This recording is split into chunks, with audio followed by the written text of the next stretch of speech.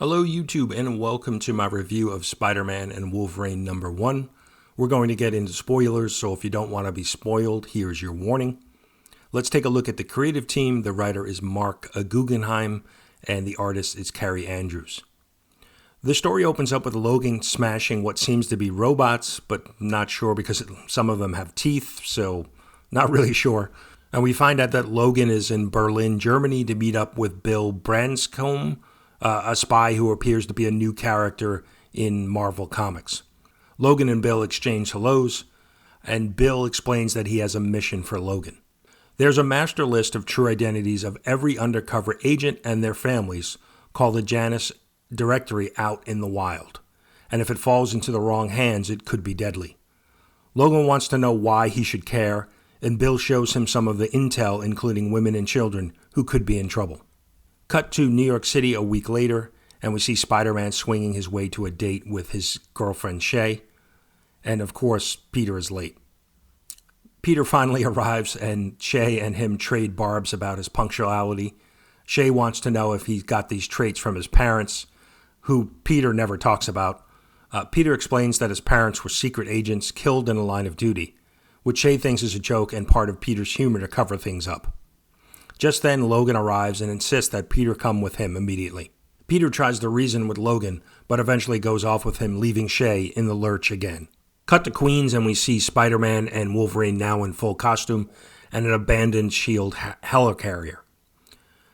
Wolverine explains the situation to Spider-Man. Wolverine has tracked the Janus Directory to the S.H.I.E.L.D. location. As Spider-Man and Wolverine make their way in, they encounter Kraven and Omega Red, who are here for the same information. The four square off. Spider-Man suggests to keep things spicy that he take on Omega Red and Wolverine can have Kraven. We get a couple of pages of good fighting action until Kraven brings out a rocket launcher and fills the location with a bunch of gas and smoke. We then see Wolverine trying to dig his way out of rubble and see him in some familiar Spider-Man scenes and storylines. And we also see Spidey in some familiar Wolverine stories. Spidey knows he's seen these things before because his mind has been messed with many times over. Spider-Man asks Wolverine to take a deep breath and see if anything stood out. Wolverine detects a bit of desperation coming from the helicarrier bridge. Spider-Man tells Wolverine to handle Omega Red and Kraven, and he'll deal with that bit of desperation up on the bridge. Spider-Man finds Mysterio on the bridge and deals with him, knocking him out. Spider-Man begins to try and crack the computer system. He's able to access the data and see some familiar names, which piques his interest, and he digs in a little bit deeper and finds some information on his parents. In the meantime, Wolverine scares off both Kraven and Omega Red, and Spider-Man digs in deeper and finds out that Wolverine may have been involved with his parents' death, and he's not too happy about it. So that's where issue 1 ends of Spider-Man and Wolverine. Overall, not too bad. There's something about Carrie Andrews' art, his exaggerated style, which kind of works. But the story did remind me of Civil War, the MCU film Civil War, when Iron Man finds out that the Winter Soldier, Bucky, had killed his parents. So very, very similar story here. And we don't know if Wolverine killed his parents or was just there.